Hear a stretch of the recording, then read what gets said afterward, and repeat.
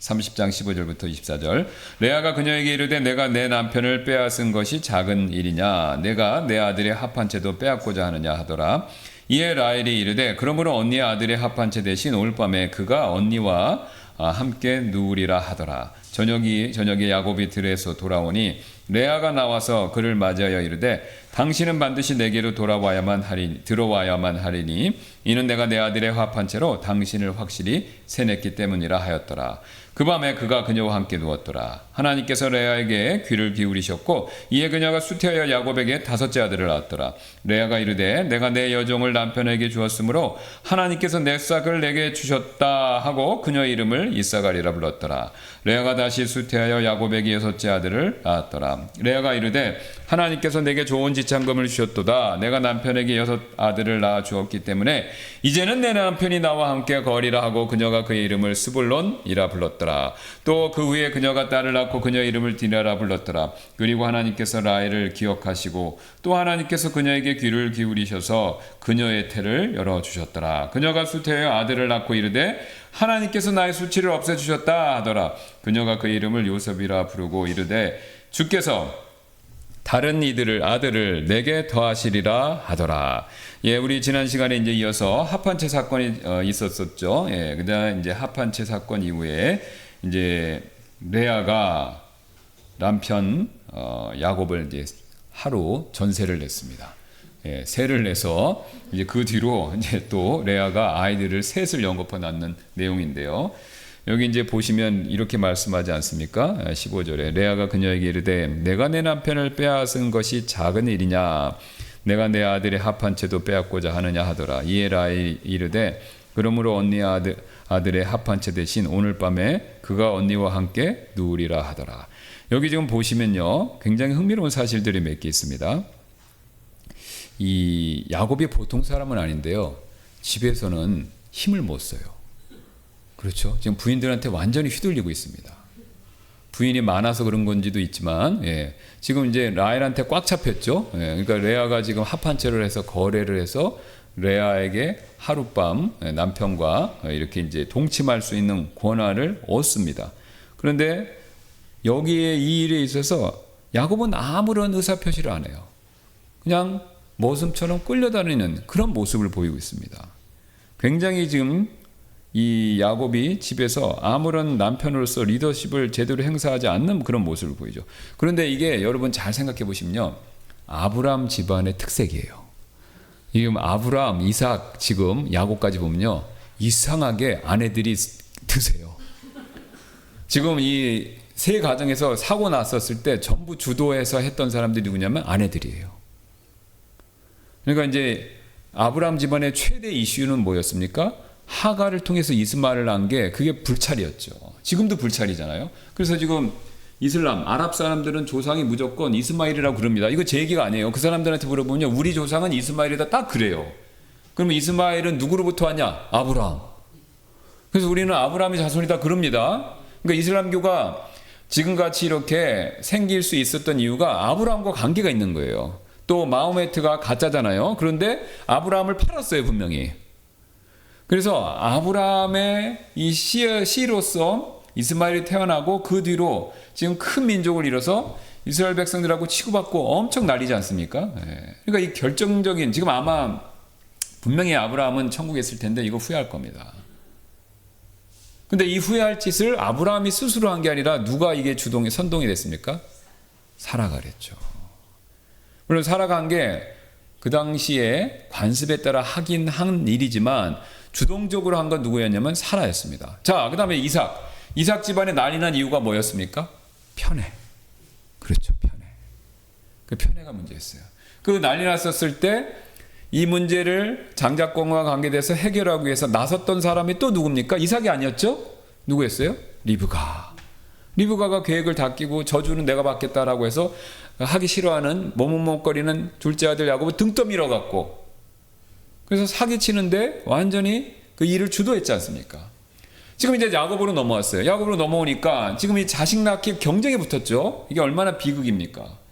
이 싸움에 큰 싸움이 붙었는데 이 싸움에서 결국은 또 누가 나서고 있습니까? 라헬, 레아 그것도 모자라서 지금 자신들의 그 여종들까지 비라까지 주고 뭐 다 지금 이거 다 여종까지 주면서 자녀들을 낳게 만들고 있죠. 그러니까 지금 새 3대가 아내들이 주도권을 잡고 휘두르니까 그 안에 문제가 생기는 것을 보여주고 있죠. 자, 그러면 이제 아내분들 입장에서 자매님들 입장에서 좀 억울하죠. 예, 여기 지금 형제값도 없는데 접해놓고 억울합니다. 그러면 자, 근데 역시 문제는 남편들에게 있었던 거죠. 왜 그렇습니까? 아브라함 보세요. 사라가 주도권 잡고 앞에서 행사할 수밖에 없었던 이유가 있었어요. 아브라함은 믿음이 좋고 훌륭한데 단점도 있었습니다. 남자답지 못했어요. 자기 부인을 뭐라고 불렀습니까? 누이라고 그랬잖아요. 근데 그 이유가 뭐죠? 신앙의 하나님 영광을 위해서 아니죠. 내가 죽을지도 모르니까. 당신이 너무 이뻐서 그 당시엔 법이 없으니 다른 사람들이 나를 죽이고 당신을 데려갈 수도 있으니까 내가 살아야 되니까 아내라고 하지 말고 누이라고. 물론 이제 사촌간이죠. 예. 뭐 혈육 그 당시는 이제 가까운 사람들끼리 결혼했으니까 근친혼을 했으니까 혈육은 맞아요. 맞는데 아내라고는 아니라고 반쪽 진실만 얘기한 거죠. 그러니까 아브라함이 남자답지 못한 게 있으니까 남자답지 못한 게 있으니까 물론 사라가 가부장적인 사회이기 때문에 말은 못했겠지만 그것에 대해서 말은 못했겠지만 여자로서 속으로는 어떻게 했습니까? 그거 좋아했을 리는 만무죠? 네, 만무죠. 자기 남편이 자기도 못 지켜주고 자기가 아내라고 말도 못하게 하는 거 보면 속으로 얼마나 한심했겠습니까, 사실. 그러니까 사라가 목소리가 커질 수밖에 없었던 거예요, 사실은. 자, 이삭도 왜 리브가가 그랬냐? 이 편애의 시작점은 누구예요? 이삭이에요. 근데 이삭이 편애를 했는데 뭐 신앙이 좋아갖고 에서가 또 뭐 아니면 뭐가 에서가 뭘 잘해갖고 성실해서 그게 아닙니다. 뭐 때문에요? 먹을 것 때문에. 에서가 사냥해서 그 이제 그 동물 잡은 거 그거를 요리를 잘해서 드리니까 이삭도 먹을 것 때문에 식탐 때문에 어떻게 된 겁니까? 편애를 했잖아요. 그러니까 엄마 입장에서 리브가 엄마 입장에서 어떻습니까? 좀 한심한 거죠. 한심하죠. 예. 물론 엄마 입장에서 아내 입장에서 요리해야 되고 그게 중요하지만 남편이 먹을 것 때문에 편애를 했다.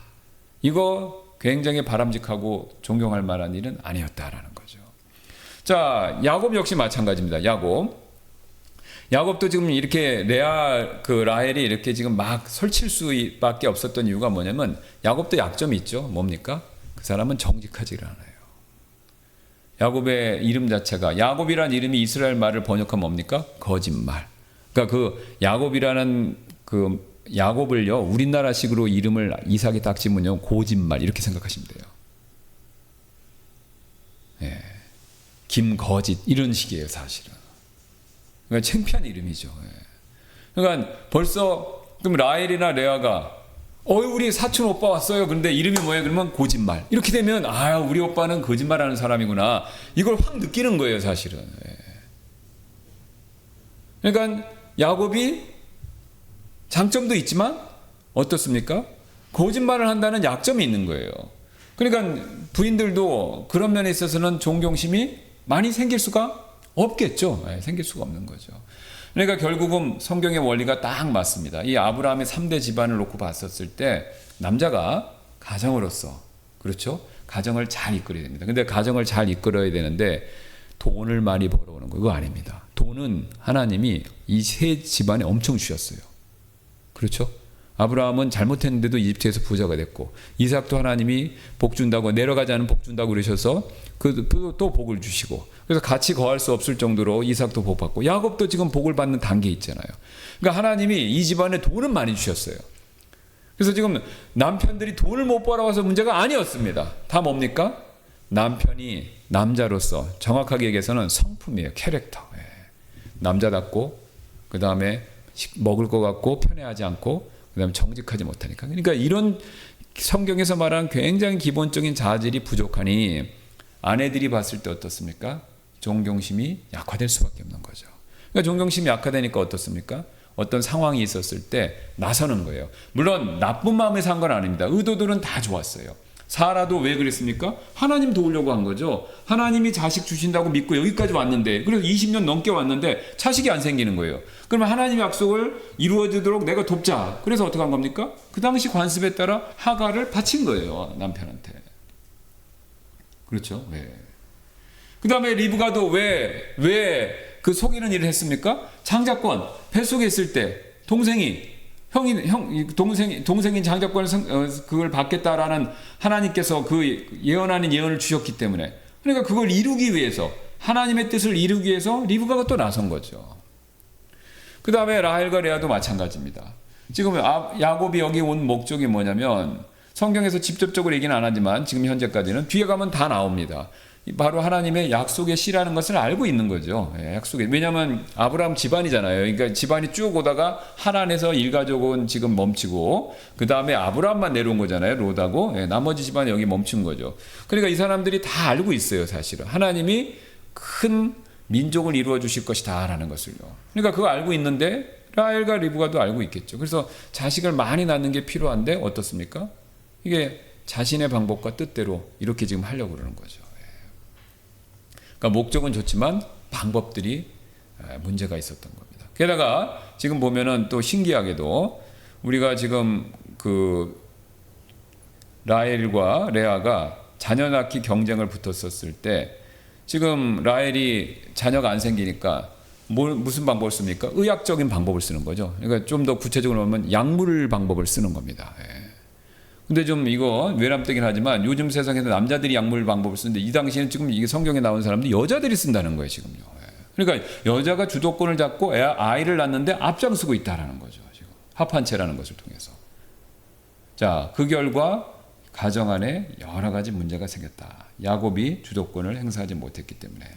그러면서 16절 말씀 보면, 저녁에 야곱이 들어와 들에서 돌아오니 레아가 나와서 그를 맞이하여 이르되 당신은 반드시 내게로 들어와야만 하리니 이는 내가 내 아들의 합한 채로 당신을 확실히 세냈기 때문이라 하였더라. 그 밤에 그가 그녀와 함께 누웠더라. 이거 보세요.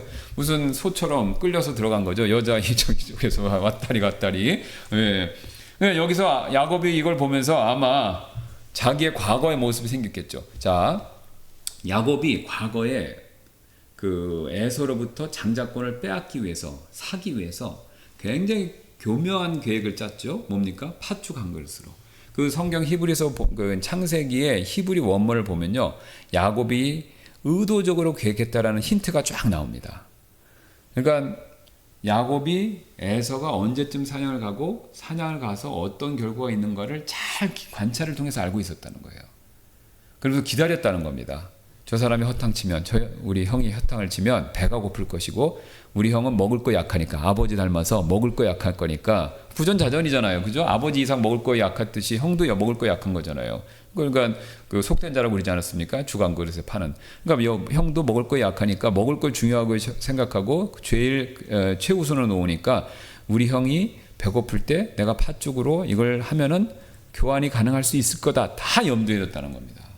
그러니까 딱 하고 왔었을 때 일부러 또 팥죽을 딱 쓴 거죠. 냄새 확 나면서. 예.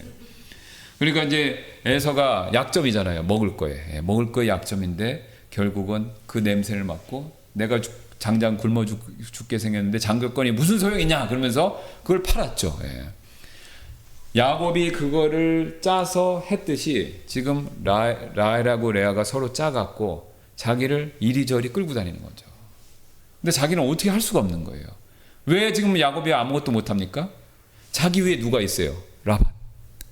이게 지금 라반의 라반의 체제 밑에서, 가부장적 권위 밑에서 야곱도 어쩔 수가 없는 거예요. 이게 기분 나쁘니까 때려치고 갈 수도 있겠지만, 그렇게 가면 뭡니까? 아무것도 못 얻고 빈털터리로 가는 거잖아요. 그리고 야곱의 입장에서는 더 갈 수가 없습니다. 이제 아내는 얻었는데 이제 한미천 잡아야 되죠. 자기 재산을 모아야 가는 거지 않습니까? 그런데 이제 아내들만 원하지도 않는 보너스로 막 아내들을 더 많이 얻은 거예요. 그리고 또 자기 아내들이 막 여종까지 줘갖고 갑자기 부인이 넷으로 늘어난 겁니다. 그 얼마나 골치 아파요, 야곱이 사실. 예, 그러면 이제 남자 입장에서는 야, 이 식구가 늘어나고 자식들 막 낳고 그러는데 이게 자기가 생활하려면 재산이 더 있어야 되지 않겠습니까? 그러니까 어쩔 수가 없는 거예요. 자기 라반 밑에 있으면서 또 아내들이 이렇게 하는데 아무런 힘이 없는 거죠. 자, 그러면서 분명히 야곱이 느꼈을 겁니다. 아, 이게 내가 꾀를 부려서 하면 안 되는구나. 지금 자기도 자기 외삼촌 라반 밑에서 라반의 꾀에 자기가 이렇게 거기서 지금 놀아나고 있는데, 옛날에 내가 우리 형을 그렇게 했는데 내가 지금 외삼촌한테 똑같이 이 상황에서 그걸 겪는구나. 야곱이 분명히 그거를 느꼈을 겁니다. 성경에 그 근거가 있죠. 하나님께서 심는 대로 거두게 하시고, 우리 옛날에도 살펴봤던 말씀이지 않습니까? 민수기 32장 23절. 그러나 만일 너희가 그렇게 하지 아니하면 보라, 너희가 주께 죄를 지었으니 너희 죄가 너희를 찾아낼 줄을 분명히 알지니라. 주님께 죄 지면요, 그래서 이렇게 덮고 속이고 이렇게 시간 지나면 없어지는 것 같지만 그렇지 않습니다. 모든 죄는 하나님께 지은 거고요. 하나님은 그걸 보고 계세요. 알고 계세요. 그런데 하나님은 은혜와 긍휼이 너무 풍성하셔서 그 죄 지은 것에 대한 대가를 금방 치르게 안 하신다는 거죠. 오랫동안 오래 참으시면서 회개하고 바뀌고 뉘우치고 변화될 길을 주십니다. 이게 하나님의 특징이에요. 근데 우리 하나님은 이 특징이 너무 좋으세요. 그러니까 너무 좋으니까 사람들이 어떻게 생각하는 줄 아세요? 하나님은 무리다 이렇게 생각하는 거예요. 아니면 더 나아가서 하나님은 없다, 아니면 하나님이 무능하다 생각하는 거예요. 왜? 우리 같으면 당장 김정은이 천벌을 내려야 되는데 하나님 천벌 안 내리시잖아요. 그럼 우리 생각이 무슨 생각 듭니까? 하나님은 힘이 없구나, 하나님은 너무 사람이 좋아서 물러 터졌구나, 아니면 하나님은 안 계시구나, 이렇게 생각할 수밖에 없는 거죠. 그러나 그렇지 않습니다, 여러분. 하나님은 은혜와 긍휼이 풍성하시지만요, 그렇다고 영원히 참으시는 건 아니에요. 반드시 언젠가는 갚게 하신다라는 거죠. 때와 방법은 모릅니다. 하나님이 정해놓으셨어요. 그러나 하나님 반드시 갚아주시는 거예요. 이 땅에서 하나님 안 갚아주시면 좋아할 게 아니죠. 죽음 이후에 갚아주시는 거예요. 그러니까 우리가 잘못에 대한 대가, 그 값은요 반드시 치르게 되어 있습니다. 그게 없다면, 대가를 치르지 않는다면 예수님 돌아가실 필요가 없어요. 그렇죠? 그럼 하나님도 없던 걸로 하자, 그리고 우리도 없던 걸로 하면 좋잖아요. 근데 하나님 없던 걸로 못 하시니까 아들이 죽으셔야 되는 거예요. 왜? 값을 누군가는 치러야 되니까. 그러니까 예수님이 죽으셨다라는 것 그 자체만으로도요, 하나님은 반드시 대가를 요구하신다는 걸 역으로 보여주는 겁니다. 우린 용서만 생각하는데 용서 이면에는요, 하나님은 반드시 죄값을 물으신다라는 것에 대한 실체를 보여주시는 거예요. 그래서 그리스도의 십자가가 또한 두려움입니다. 우리한테 구원받은 우리한테는 은혜고 축복이지만요, 믿지 않는 자들에 대해서는요, 그게 정죄함의 상징이에요. 왜요? 아들을 죽이신 분이 우리에 대한 죄값에 대해서 책임을 반드시 물으시겠다라는 거예요. 만약 하나님 덮을 거면 예수님 굳이 죽으실 필요 없어요. 서로 좋지 않습니까? 하나님도 덮고 우리도 그냥 넘어가고 서로가 좋게 좋은 거죠. 그런데 하나님은 절대 그렇게 공의로우시기 때문에 그런 식으로 넘어가시지 않는다라는 거죠. 그래서 오늘 야곱도 마찬가지입니다. 야곱이 자기가 형하고 형을 피해서 도망치면 괜찮을겠지라고 생각하고 왔지만, 자기보다 더 위에 있는 한 수 위에 있는 외삼촌 라반 밑에서 지금 엄청난 어려움과 고난을 겪고 있는 거죠. 자, 그러면서 이제 레아가 이어서 어떻게 됐든 이제 또 자식 셋을 낳습니다. 그래서 첫 번째 이제 이사갈을 또 낳죠. 이사갈이라고 불렀는데 이제 히브리어는 보상, 싹 이런 뜻입니다. 18절에 레아가 이르되 내가 내 여종을 남편에게 주었으므로 내 싹을 내게 하나님께서 내 싹을 내게 주셨다 하고 그녀의 이름을 이사갈이라 하였더라. 그래서 지금 또 여종을 줬으니까 내가 그 덕으로 하나님께서 자식을 또 주셨다, 이렇게 얘기하죠. 이것도 참 슬픕니다. 자기가 여종을 줬더니 하나님이 복을 주셨다, 값을 주셨다. 그 다음에 또 나왔습니다. 스불론 20절이죠. 레아가 이르되 하나님께서 내게 좋은 지창금을 주셨도다. 내가 남편에게 6 아들을 낳아 주었기 때문에 이제는 내 남편이 나와 함께 거하리라 하고 그녀가 그 이름을 스불론은 존귀함입니다. 명예. 그러니까 내 남편이 나를 존귀하게 여겨줄 것이다. 왜요? 지금 홈런 6번 쳤잖아요. 그죠? 아들만 6명. 아들만 6명 낳아줬으니까 얼마나 그 당시에 명예가 되겠습니까? 지금은 안 그러는데 완전 바뀌었는데, 저 어렸을 때만 해도 옛날에 그런 말씀이 있었어요. 이렇게 그 아들을 낳으면 대접받는 거, 그거 굉장히 컸죠. 그 다음에 딸을 낳으면 왠지 죄인인 거. 그렇죠? 뭐 드라마 같은데 맨날 단골 소재였습니다. 그 당시엔 더 심했죠. 왜냐하면 농사를 짓고 남자가 대를 이어가는 풍습이 있으니까 아들이 꼭 필요했는데 그 아들을 이렇게 많이 낳았으니까 이제 내가 남편한테 사랑받겠다. 이렇게 생각하고 이름을 스불론, 존기암 이렇게까지 이름을 지었습니다. 게다가 하나님께서 또 21절에 보니까 딸도 주셨어요. 또 그 후에 그녀가 딸을 낳고 그녀의 이름을 디나라 불렀더라.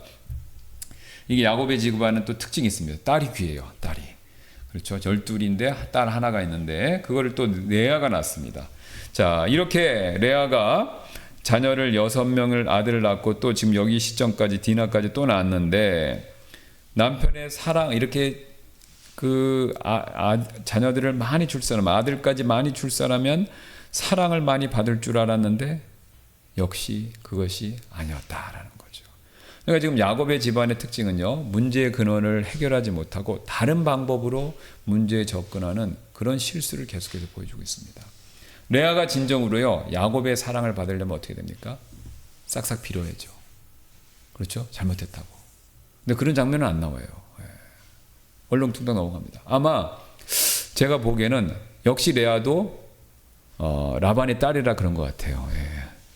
정직하지가 않은 거잖아요. 그죠? 이 집안의 내력이. 그러니까 정직하지가 않으니까 공개적으로 사과했다는 얘기가 없습니다. 그냥 그거는 덮고 어떡합니까? 남편이 원하는 것처럼 보이면 아이들만 많이 낳아주면 남편이 나를 사랑하겠지 그러는데 사실 야곱 입장에서는요, 레아가 괘씸한 거죠. 자기를 속였기 때문에. 그걸 인정하고 용서를 구했으면 야곱의 마음이 돌아설 수도 있었을 텐데 그게 아닌 거죠. 자, 그래서 이런 방법을 통해서는 해결이 될 수가 없었던 거죠.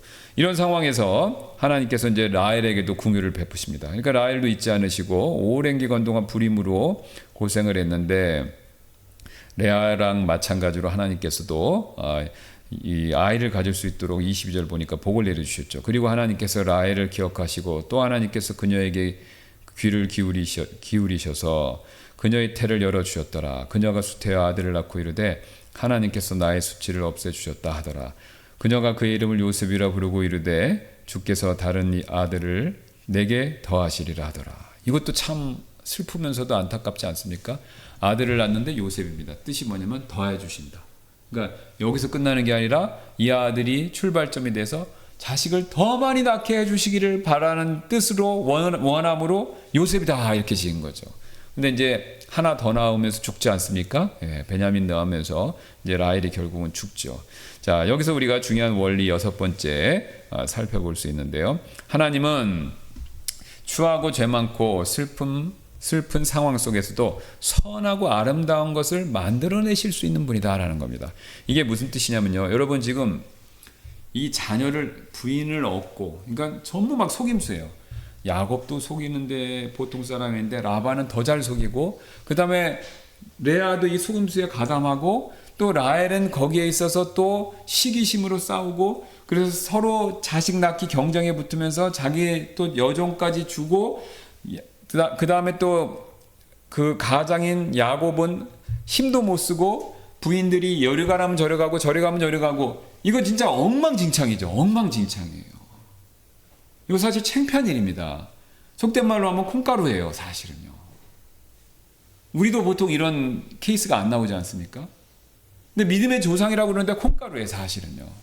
영어로 하면 이제 제가 이제 콩가루 하면 좀 그런데 영어는 dysfunctional 패밀리라고 그래서 제대로 작동을 안 하는 거죠. 그걸 이제 좀 번역하면 콩가루가 되는 건데 이게 완전히 지금 굉장히 엉망진창인 집안이죠. 가족입니다. 그런데 놀라운 일은요. 이런 엉망진창인 가족을 하나님이 아시면서도 택하셨고 또 하나님께서 이런 엉망진창인 가족들을 사용하시겠다라는 거죠. 이게 굉장히 은혜입니다. 지저분한데 그 지저분한 걸 하나님이 깨끗게 하시면서 사용하신다는 겁니다. 이렇게 엉망진창인 상황에서 낳은 12아들을 12민족이 되게 12지파가 되게 하신 거예요. 그래서 한 민족을 만드시는 거죠. 게다가 이렇게 속임수의 달인인 외삼촌, 조카 이 관계인데 이 관계 가운데서 하나님이 역사하셔서 이 야곱을요 믿음의 조상을 만드시는 겁니다. 그럼 얼마나 하나님이 하시는 일이 놀랍습니까? 아무것도 아닌 정도가 아니라 추하고 더러운데요. 하나님은 그런 사람들을 깨끗게 하셔서 세우고 쓰신다라는 거죠. 사실 하나님의 입장에서 봤을 때 뭐 야곱의 집안만 꼭 문제가 있는 건 아니죠. 왜 하나님이 그렇게 하실 수밖에 없냐면요. 인류 전체를 봤을 때 어떻습니까? 다 죄인이에요. 의인은 없습니다. 이런 얘기를 하는 저나 또 이런 말씀을 듣고 있는 여러분이나 야곱과 비교해서 야곱이 어떤 면에서 우리보다 못하고 또 어떤 면에서 낫지만요. 하나님이 보셨을 땐 피장파장이죠. 그러니까 하나님은 기본적으로 우리 인간에게, 우리 사람에게 있어서 기대치가 없으십니다. 왜요? 신뢰할 수 없죠. 우리는 어떤 존재입니까? 복 받으면 하나님 앞에 감사, 어려움 겪으면 원망, 불평, 좌절. 그렇죠? 근데 복을 또 너무 많이 주시면 배은망덕해서 또 감사 안 하고 교만해지죠. 그러니까 복을 줘도 문제고 복을 안 줘도 문제인 게 인간이에요. 잘 되게 해줘도 문제고 어려움을 줘도 문제인 게 인간인 겁니다. 그게 우리 어떻게 보면 아실 수 있습니까? 자식 보면 아시잖아요. 그죠? 자식을 너무 잘해줘도 망칩니다. 또 자식을 너무 엄하게 해도 망쳐요. 그 이상한 겁니다. 참. 그러니까 적당히 지혜롭게 잘해야 되는데 이게 참 어려워요. 참 어려워. 하나님은 이 부분에 있어서 더 마찬가지시다라는 거죠. 복을 줘도 감사할 줄 모르고 어려움을 주면 뒤로 완전 물러나고. 그러니까 하나님의 이런 상황 가운데서 이 사람들을 쓰시는 것 자체가 어쩌면 기적이다라는 겁니다. 우리 같으면 어떻습니까? 포기하죠. 포기합니다. 그러나 하나님 절대 포기하지 않으시고 문제가 있고 부족함이 있고 어려움이 있지만 그런 사람들을 사용하신다라는 거죠. 여기서 우리는 하나님의 놀라운 하나님의 섭리적인 손길을 볼 수 있는 거죠. 그래서 사실 여러분 우리에게는 희망이 있는 겁니다. 왜 희망이 있습니까? 우리 자신에게요? 아니죠. 우리 자신에게는 희망이 없습니다. 우리를 쓰시는 하나님이 그런 분이시기 때문에 우리에게 희망이 있는 거예요. 자식이 탕자예요. 그런데 너무 말을 안 듣습니다. 그 자식 자체로는 쓸 수가 없어요. 그러나 그 탕자의 아버지는요, 그 자식이 돌아오기를 기다리셨죠. 그 다음에 돌아왔을 때 잔치를 베푸시고 자신의 다시 아들의 지위를 되돌려주고 세워줬습니다. 탕자에게는 희망이 있었어요. 왜요? 아버지가 있으니까. 은혜와 긍휼이 풍성한 아버지가 있기 때문에 탕자에게는 희망이 있었던 겁니다. 우리도 마찬가지입니다. 우리 자신에게는 희망이 없습니다. 소망이 있을 수가 없어요. 그러나 우리를 쓰시겠다라고 부르신 하나님 때문에 우리는 소망이 있고 희망이 있는 겁니다. 그러니까 우리는 이 사실을 믿어야 된다라는 겁니다. 하나님이 왜 야곱의 이런 치부를 드러내셨습니까? 다른 종교는 없어요. 여러분 중국 황제의 기록들 보세요. 고대 사회 여러 왕들의 그 업적을 기록하는 문서나 점토판 보세요. 전부 좋은 얘기밖에 없어요. 나쁜 얘기는 안 써요. 권위 실추된다고. 근데 기독교의 구약 성경만은요, 유독 이상하게도 자신들의 종교의 시조들이라고 하는 사람들의 치부를 적나라하게 드러냅니다. 그것도 실수하는 것만 골라서 얘기하는 것 같아요. 꼭. 왜 드러내고 있습니까? 하나님 때문에 그렇죠. 우리가 이렇게 부족하지만 하나님은 그런 사람들을 버리지 않고 오히려 사용하시고 이렇게 세우신다. 이걸 보여주시기 위해서입니다. 그래서 우리가 소망이 있는 겁니다. 우리가 야곱 보고 손가락질하라고 이걸 써주신 것이 아니라 나도 그럴 수가 있기 때문에, 나는 다른 면에서 더 나쁘기 때문에 하나님은 그래도 나를 버리지 않고 나를 부르시고 쓰신다. 이 소망이 있는 거죠. 이거를 하나님께서 알라고 지금 우리에게 기록해 주신 겁니다. 그 다음에 이제 한 번 더 나가서 보시면요. 7번째 원리가 되는데요. 하나님께서 우리가 그렇게 쓰임받을 수 있는 그릇이 되도록 먼저 준비시키시는 과정을 반드시 취하신다라는 거죠. 그러니까 우리가 쓰임받을 수 있는 그릇이 먼저 꼭 돼야 된다라는 겁니다. 자, 오늘 흥미로운 사실은요. 아브라함하고 야곱, 이거 비교해놓은 표를 한번 봐주세요.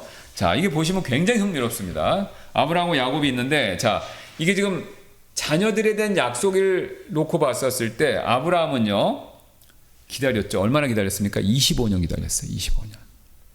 근데 야곱은 부인 넷을 얻으면서 기다린 적이 없었어요. 그냥 즉시 생기는 거예요. 그런데 결과도 자녀 수도 굉장히 대조적입니다. 아브라함은 25년 기다렸는데 겨우 하나예요. 겨우 하나. 야곱은 기다리지 않았는데 즉시 주셨는데 이 시점에서는 지금 아들 11명, 베냐민까지 하면 12이 되는 거죠. 궁극적으로. 이 시점에서는 11명, 그 다음 딸 하나, 12, 결국 나중에 13이 됩니다. 자, 그러면 여러분 생각해 보세요. 야곱 기다리지도 않고 13, 현재까지 12 받았으면 엄청나게 기쁘고 즐겁고 집에서 잔치가 베풀어져야 되는데 결과는 어떻습니까? 엄청 싸우죠. 시기와 다툼이 끊이질 않는 거예요. 반면 아브라함은요 25년 기다려서 겨우 한 명인데 그럼 원망해야 되고 어떻습니까? 하나님 25년 동안 겨우 한 명 주셨어요 라고 자기가 오히려 불만을 느낄 수도 있는데 그게 아닙니다. 한 명 받았지만 기쁨과 잔치를 베푸는 모습이 창세기 21장 6, 8절에서 우리가 이미 앞에서 봤듯이 그런 모습이 나온다라는 거죠. 어떻습니까? 완전 대조적이죠. 자, 야곱의 가족은 아브라함보다 12배 많은 자식의 복을 받았습니다. 그것도 즉시로 받았고, 그러나 훨씬 더 행복하지 못한 모습을 보여준다라는 거죠. 그럼 지금 야곱의 가족이 아브라함의 가족보다 자식의 복이 부족해서 그렇습니까? 아니죠. 복은 더 많이 받았죠. 사실 복의 많고 적음이 문제가 아니었다라는 거죠. 그런데 문제는 뭐였습니까? 야곱의 가족은 훨씬 복을 많이 받았지만 자기 할아버지 아브라함보다 감사와 그 다음에 하나님에 대한 고마움이 적었기 때문에 그 많은 복을 받고도 그들은요 행복하기보다는 불행했다라는 겁니다. 그러니까 여기서 굉장히 중요한 걸 배울 수 있죠. 우리가 복을 많이 받는다고 무조건 좋은 건 아니다라는 거죠. 복을 받는 사람의 자세도 굉장히 중요합니다. 쉬운 예로요. 여러분이 자녀분들이 이제 용돈이 필요하다고 그러셔서 용돈이나 뭘 주세요. 그런데 용돈을 주는데 용돈을 이제 10만 원 필요하다고 그래서 10만 원을 딱 주셨어요. 주는데 10만 원을 딱 주는데 자식이 엄마는 10만 원밖에 안 줘. 이런 자식이 있고요. 10만 원 주셔서 너무 감사합니다. 저는 사실 5만 원밖에 필요하지도 않은데 10만 원까지 주셔서 너무 감사합니다. 이렇게 받는 자식이 있어요. 똑같은 액수의 돈이지만 어떻습니까? 받는 자식의 태도에 의해서 그 자식이 부모로부터 받은 선물에 대한 느끼는 정도가 완전 천차만별이라는 거죠. 10만 원을 받고도요 불평합니다. 근데 어떤 자식은요 10만 원을 받고도 너무 감사하는 거예요. 똑같은 돈이지만 그 자세에 따라서 자신이 누리는 감사와 기쁨의 정도는 천지 차이가 난다는 거죠. 여러분 앞에서 제가 말씀드린 것에 반복이 되는데 하나님은 바로 이 부분을 너무 잘 알고 계시는 거죠. 많이 줘도 문제고요, 조금 줘도 문제인 거예요. 그러니까 하나님은 일단 기본적으로 복을 많이 주기를 원하세요. 근데 우리가 많이 주면 교만하고요, 조금 주면 또 실족하는 거예요. 그러니까 하나님은 복을 주시는데 우리가 그릇이 안 되니까 그 그릇을 잘 받을 수 있도록 먼저 우리를 그릇을 준비시키는 겁니다. 그래서 하나님이 주시는 거대로 감사하고 기쁨을 받을 수 있도록. 자, 그렇다면 우리가 하나님께서 주시는 이런 복을 감사와 기쁨을 받으면 어떻게 되느냐? 아까 말씀드렸듯이 겸손, 이게 제일 중요합니다. 겸손해야 되죠. 10만 원 주고 5만 원만 주고 만 원만 줘도 감사합니다. 그 자기가 마음을 낮추고 잘 받으면요, 그게 그 사람한테는요 제일 큰 선물이 되죠. 이게 지금 아브라함과 야곱의 가족이 왜 차이가 났냐면요, 보세요. 아브라함은요 자식 한 명 받기 위해서 25년이라는 시간이 필요했어요. 그때 많이 깨진 거죠, 사라하고 아브라함이. 근데 야곱은 즉시 받으니까 깨어짐과 기다림과 훈련받는 기간이 거의 없었던 겁니다. 오히려 자식 낳기 싸움이 붙었죠. 그 당시에 대리모까지 동원하면서. 그러니까 어떻습니까? 이게 결국은 자기 힘으로 낳는 거다라는 생각도 들고 그랬기 때문에 감사할 줄 전혀 몰랐던 거죠. 육신의 깨어짐이 없었다라는 겁니다. 그렇다면 우리가 이런 겸손을 갖추기 위해서는 어떤 것이 또 필요하냐? 한 번 더 나아가서 우리가 자족하는 거, 이걸 배울 필요가 또 반드시 있습니다. 우리는요 죄된 성품을 가지고 있기 때문에 남의 게 항상 더 커 보입니다. 이상하게. 더 신기한 거는요 나와 상관없는 사람이 많이 복받은 건요 별로 관심이 없기 때문에 일명 사촌이 땅을 사도 배가 아프다고 그러는 것 말씀처럼 우리가 쉽게 얘기해서 빌 게이츠가 588억짜리 집을 산 적이 있대요. 그런 뉴스 들으면 저나 여러분은 아무런 뭐 시기심 이런 거 안 납니다. 근데 이상하게 내 옆집, 내가 아는 사람이 10평짜리 아파트에서 20평짜리 간다. 그러면 왠지 모르게 이상한 기분이 드는 거죠. 나보다 못 사는데 그 사람이 더 넓은 평수로 간다? 그 왠지 이상한 겁니다, 기분이. 또 나보다 별로 좋지 않은 차를 샀는데 이거를 좋은 차를 산다? 그럼 벌써 왠지 이상해. 제가 이제 우리 교회차 바꿨잖아요. 그런데 우리 이제 빌라 사는데 거기 있는데 지나가면서 보는데 약간 느낌이 이상한 거예요, 벌써. 왜냐면은 그전에는 이 교회차 완전히 속된 말로 하면 완전히 똥 차지 않습니까? 예. 그럼 누가 봐도 알아요. 그게 엉망진창인데 갑자기 그러더니 새 차 같은 게 최신식 모델 차가 있으니까 좀 이상하게 보고 가는 거예요. 예. 뭐 물어보면서 좋아하는 분도 있지만 아무 얘기를 안 하시는 분도 있는 거예요. 이상합니다, 사람은.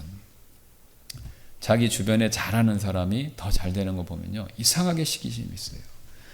오늘 레아하고 라헬이 딱 그랬어요. 하나님께서요, 라헬한테는요 외모의 아름다움의 복을 주셨습니다. 그렇죠? 여자로서의 최고의 복 중에 하나지 않습니까? 라헬을 이뻤다. 성경에서 이쁘다는 칭호하는 사람 몇 있어요. 리브가 있죠, 에스더 있죠, 라헬 있고 아비가일 있고, 지금 그 중에 한 명이에요. 지금요, 하나님이 굉장히 큰 외모의 복을 주셨어요.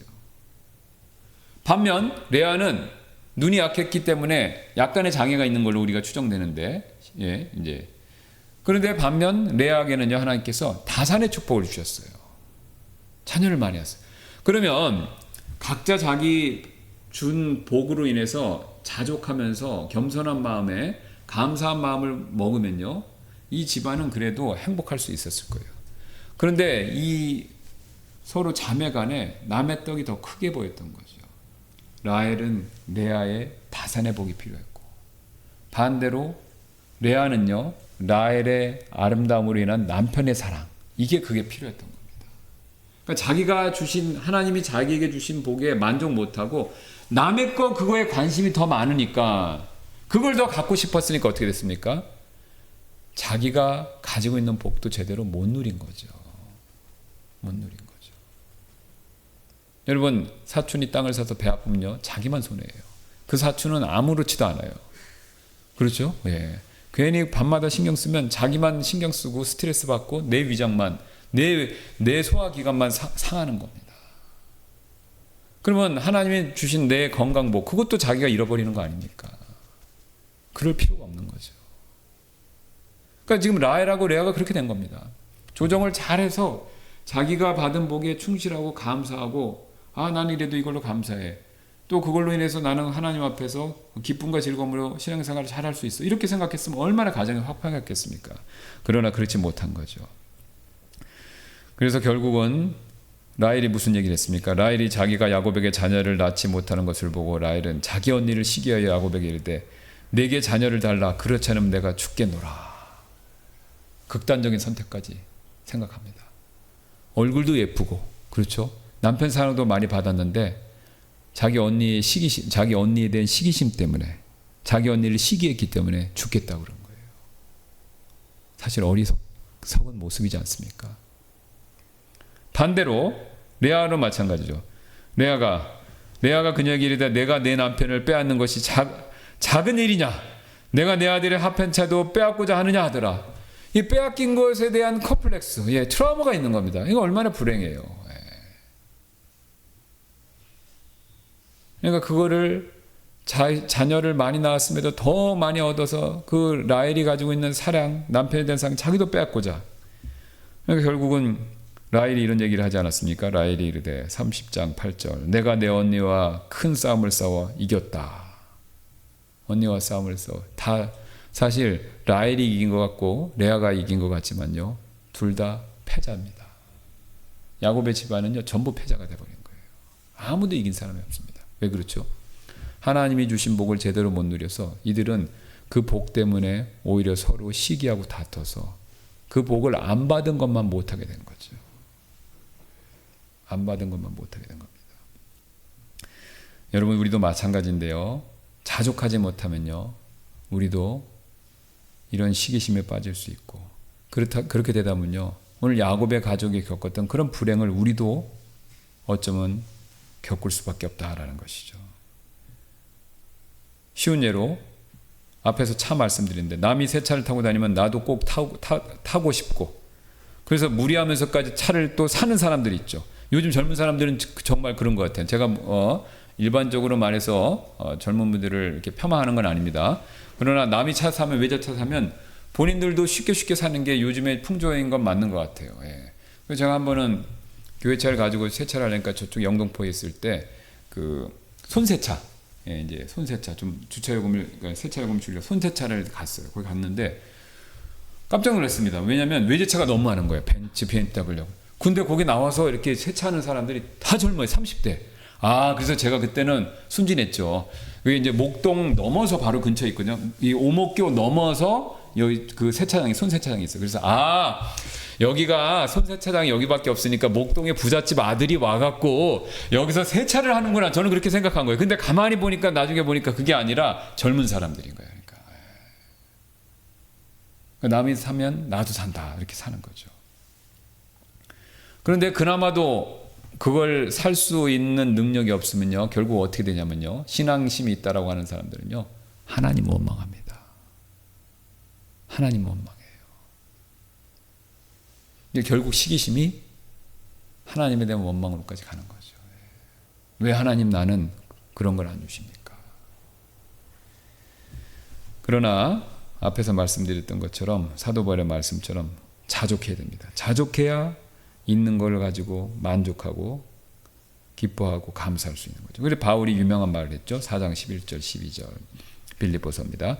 내가 궁핍에 관해 말하는 것이 아니니 이는 어떠한 형편에서든지 그것으로 내가 만족하기를 배웠기 때문이라. 나는 비천하게 되는 법도 알고 풍부하게 되는 법도 알았느니라. 모든 곳에서 또 모든 일에서 나는 배부른 것과 배고픈 것, 풍부한 것과 궁핍을 겪는 것을 모두 배우노라. 우리가 보통 바울하면요 고린도서신서 말씀 때문에 고생만 엄청나게 많이 했다. 그래서 이게 진정한 목회자나 사도는 고생만 해야 된다. 그렇지 않습니다. 이 사도행전을 유심히 잘 보시면요 초대교회 때 의외로 숫자가 많지는 않지만 의외로 귀부인들이나 귀족이나 심지어는 그 지역의 왕족들도 구원받은 사람들이 있었어요. 바울이 복음을 전해서 아그리빠 왕 같은 사람들 거의 그리스도인 될 뻔했다고 그러잖아요. 그래서 그 귀족들 마케도니아 사람들도 마찬가지고 그래서 그 데살로니가 사람들죠. 그 사람들이 그 구원받고 나면요 그 당시 귀족들이 구원받고 나서 바울이 그런 큰 집에서 가정교회를 한 겁니다. 그러니까 교회를 해야 되니까 그 당시 처음에 이제 예배당을 얻을 수 있는 상황이 아니니까 예배당 자체도 없었고 그래서 큰 저택에서 거기서 집회를 가진 거예요. 예배를 드린 거예요. 그러니까 그 사람들은 굉장히 유력한 사람들이죠. 그럼 그 사람들이 구원받고 바울을 대접을 엄청 잘한 겁니다. 그러니까 어떤 지역에서 유력한 사람이 구원받고 거기서 교회가 되면요 사례비, 그다음에 뭐 후원, 선교금 이런 거 엄청 받은 거예요. 엄청. 실제로 바울이 예루살렘을 돌아갈 때 돈을 많이 갖고 있었잖아요. 모금을 많이 받아서. 그러니까 이제 바울이 좋은 대접도 굉장히 많이 받은 겁니다. 반면 또 다른 지역에 갔을 때는 교회가 세우기가 어렵고 또 교회가 미약했을 때는요 자기가 손수 장막 만드는 텐트 만드는 일을 하면서 또 섬긴 거예요. 그러니까 그때는 굉장히 어려웠죠. 그러니까 바울이 얘기한 건 뭐냐면 자신이 사역과 관련돼서 어떤 지역에서는 하나님이 풍부하게 주신 것도 있었고 어떤 지역에서는 교회가 약하고 어려워서 자기가 굉장히 궁핍한 것도 있었다라는 거죠. 그러니까 양쪽 경험을 다 한 겁니다. 근데 양쪽 경험을 했을 때 보세요. 많이 받으면 하나님 좋고 감사합니다. 조금밖에 없으면 하나님 괴롭습니다. 바울은 이렇게 안 했다는 거죠. 뭘 고백합니까? 자족하는 걸 배웠다는 거죠. 많이 주시면 감사, 조금 주셔도 있는 것만으로도 감사. 항상 만족하면서 감사하는 걸 배웠다 이거죠. 그래서 바울이 디모데한테 나중에 이렇게 가르치라고 얘기를 합니다. 디모데전서 6장 6절부터 10절. 그러나 만족함이 있는 경건은 큰 이득이 되느니라. 여보세요. 경건은 경건인데 무엇이 따라야 된다고 말씀하고 있습니까? 만족이 있어야 되는 거죠. 만족. 자족하는 경건이 큰 이득이 된다 이거죠. 왜냐면요. 이는 우리가 이 세상에 가지고 온 것이 아무것도 없고 또 우리가 아무것도 가져가지 못할 것이 확실하기 때문이라. 그러므로 먹을 것과 입을 것이 있은지 그것들로 만족하자. 그러나 부유하게 되고자 하는 자들은 시험과 올무와 어리석은 해와 많은 정욕에 빠지나니 이것들은 사람들을 멸망과 파멸에 빠지게 하느니라. 이는 돈을 사랑함이 모든 악의 뿌리이기 때문이라. 어떤 자들은 그것을 쫓아 탐내다가 믿음에서 벗어나 잘못하였으며 많은 근심으로 자기를 찔러 꿰뚫어도다. 여러분 돈뿐만이 아니죠. 다른 것에 대한 무력, 욕심도 역시 찔러 우리를 꿰뚫어 고통에 처하게 할 수 있다라는 거죠. 오늘 야곱의 집안이 그렇지 않습니까? 라헬과 레아, 아름다운 외모도 가지고 레아는 하나님께서 자식도 많이 주셨지만요, 자족하고 만족하지 못했기 때문에 그 욕심으로 인해서 오히려 자기들을 찔러 꿰뚫었다는 것이죠. 남편 사랑에 대한 욕심이 그녀를 찔렀고요. 또 많은 복을 받고도 시기심으로 인해서 자기를 찔러 꿰뚫었습니다. 사실 우리도 마찬가지가 되죠. 자족하지 못하고요, 욕심에 이끌려 다니면요, 결국 그 욕심이요 창처럼 우리를 찌릅니다. 결국 하나님이 주신 복이 나에게 거꾸로 독이 되고, 하나님이 베풀어 주신 축복과 은혜가 결국은 나에게 괴로움을 가져다 준다라는 것이죠. 왜요? 하나님이 그걸 나쁜 걸 주셨어요? 아니죠. 자족하지 할 줄 모르기 때문에 그렇죠. 그래서 우리가 오늘 이 말씀을 통해서 먹을 것과 입을 것이 있은즉 만족하며 감사해야 된다. 그러면 자녀 한 명이라도 나오면 만족해야 되죠. 아브라함처럼. 자, 그럴 때 우리가 참 만족을 누릴 수 있습니다. 오늘 여기까지 하고 우리 이어서 다음 시간에 또 살펴보도록 하겠습니다. 기도하고 마치도록 하겠습니다.